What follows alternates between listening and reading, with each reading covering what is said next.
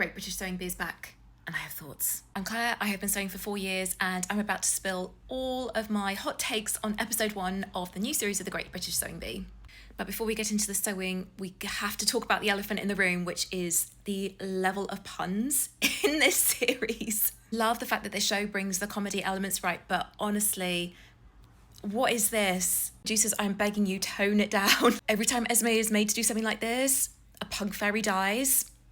Stop it. Onto the good stuff. I am so here for this cast. I have watched all of the series of Sewing Bee, and I think this might be the strongest opening episode yet, ever.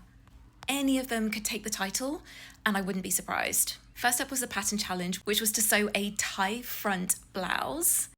I imagine that quite a lot of the sewists in the room breathed a bit of a sigh of relief when they announced that this was the pattern, because pretty much every sewist has made a Gany dupe tie front blouse, myself included.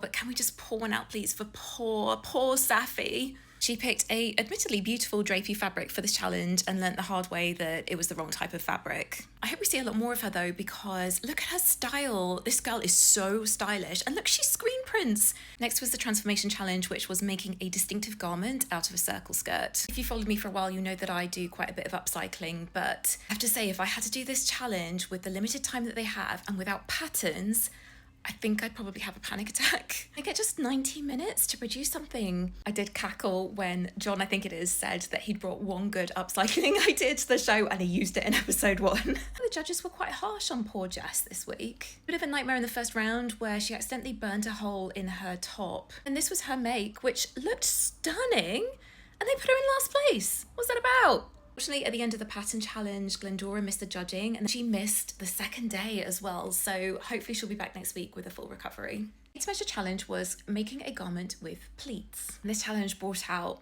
all of the creativity. This is Orla's creation. Amazing. The only person that played it a little bit safe was Gany. She looked absolutely devastated, bless her. I really loved Kit's vision with his creation. Pete very, very deservedly took home Garment of the Week. Just look at the pleating on these sleeves. These were cotton, I believe. At the end, it was between Jess and Gany, but because Glendora was sick, they decided not to send anybody home. Really glad that they did this. I want to see more of every single contestant, and I'm glad that every single one of them has the opportunity to come back next week. Your thoughts on episode 1, let me know in the comments.